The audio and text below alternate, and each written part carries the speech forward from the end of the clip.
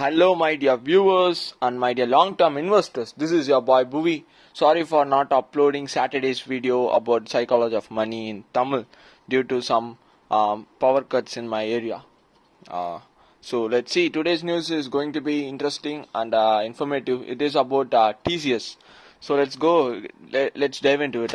Its revenue is at for the quarter 4 of financial year 24, the last quarter in the financial year, which is at 61,237 crore, which is up 3.5% year on year and quarter on quarter for 1.1%. Other income surged 1,157 crores, which is minus 1.57 year on year, while 34.2% grew quarter on quarter. So it's profit before interest, tax, and depreciation, which is like operating profit, which is at 18,321 crore, and it grew 8.1% and up 12.5% year on year. I mean quarter on quarter. So this is a clear sign it's getting near to its old time. I would say the IT sector is picking up in the case of TCS by citing the TCS results. So it's a profit before interest and tax and depreciation margin, which is stands at 29.9%, which is it makes 30 rupees for every 100 rupee it generates as revenue. So let's come to the bottom line, which is net profit. It stands at 12,434 crore, which is up 9.4% year on year and surged 12.4% quarter on quarter. Let's say in the case of net profit margin, it is around 20%. So let's see, if it makes 100 rupees as revenue, it can take 20 rupees as its profit, which is a good profit margin for a company like this, which is a behemoth in the IT industry. So while we convert the net profit, the total financial year's net profit into rupees, it comes around 46,585 crore, right? Let's say if the company, the company is holded by Tata's majority shareholders is Tata's. They hold 72 point some percentage. Let's take that as a whole 73%. So what's the 73% of 46,585 crore? This will goes to directly to Tata Sons, and Tata Sons will roll some dice with this money to create new companies, which is they recently had a partnership with SpaceX to launch a satellite, which is Tata Advanced Systems. So it has many companies like this into its pocket, which is a deep pocket. No one ever experienced wandered into it. So the total contract value it had acquired in Q4, which stands at $13.2 billion.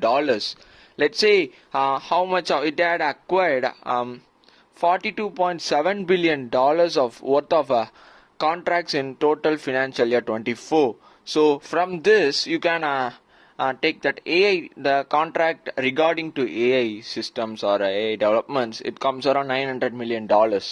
So it's a clear sign Tata's are investing in AI and working on it and training its staff to train for AI development.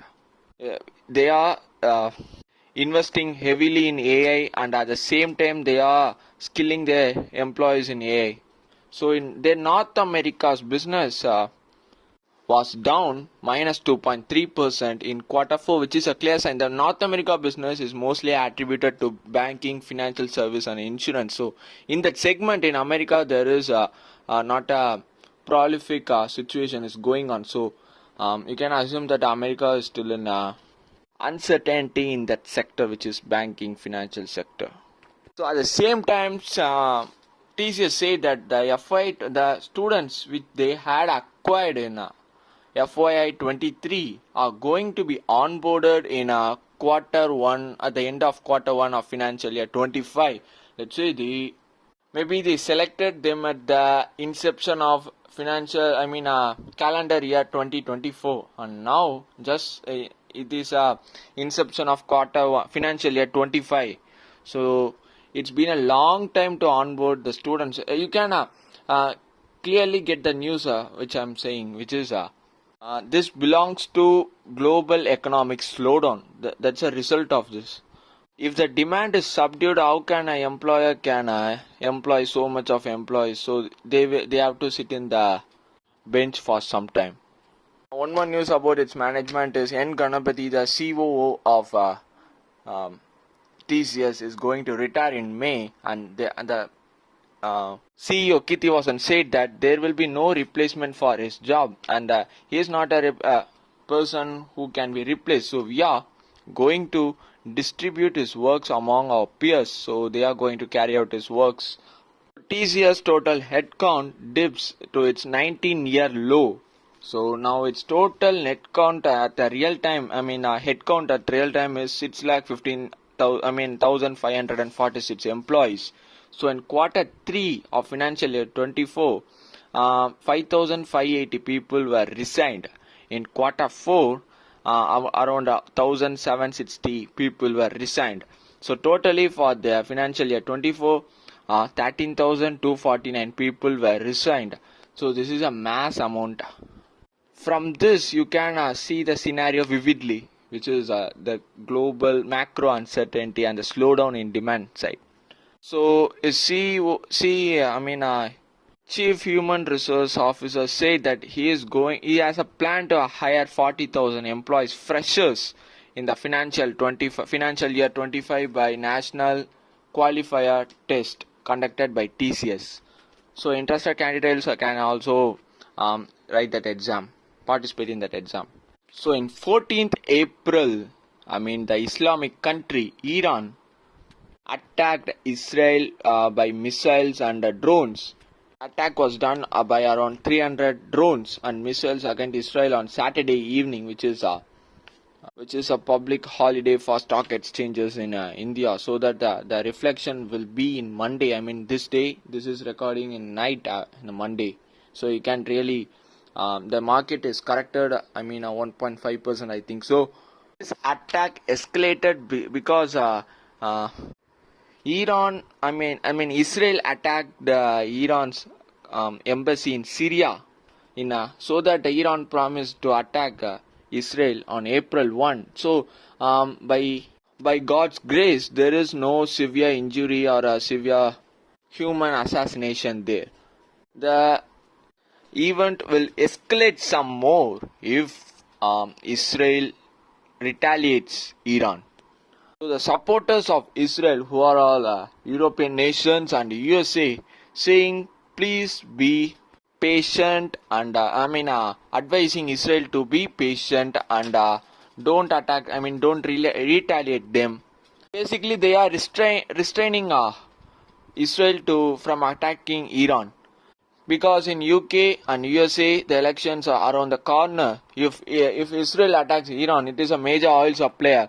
If oil supply, if oil supply decrease, the price will surge, so that it affects the price in USA and everywhere. So the inflation will spike. The government officials won't like this because they want votes. If the inflation will surge, how can people vote for them? This is a basic reason behind Biden's speech.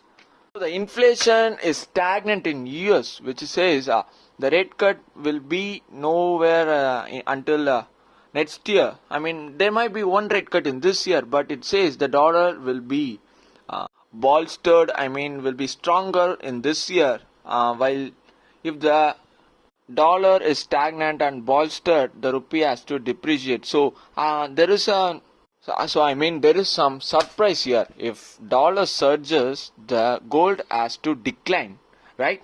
So the dollar also surging, the gold also surging. So because the reserve banks, central banks of many countries are buying gold.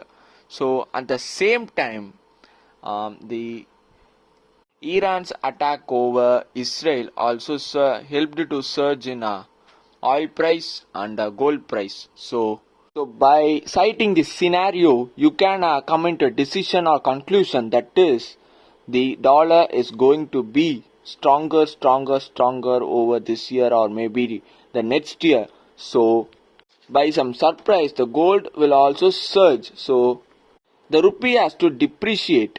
What we are going to do? So we have to participate in the dollar because it is going to rise in the future.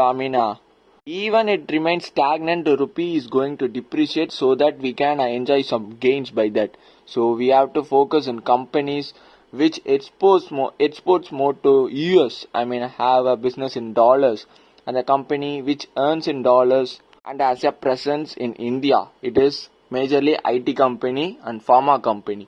So let's say in the gold business side, we can go to gold finance companies like Muthoot and Manappuram. And if you are interested in retail segment, you can look at it. I don't advise to buy gold retail company at this time because gold is going to surge, but the amount of gold the customers are going to buy will decrease, but the revenue will going to be grow. So the 1 gram gold is near 6,500 or 7,000. So the people are going to buy less amount of gold while the revenue will be in the growing phase. That's today's video. I said about the TCS results and the relation between global economic slowdown and Israel and Iran war and some war and the consequence of this war. And this is an opportunity for us, really. Thank you for watching till end. I hope this video ended up in informative and enjoyable to you. And you should digest this news to create your own strategy. Yeah, I see you tomorrow.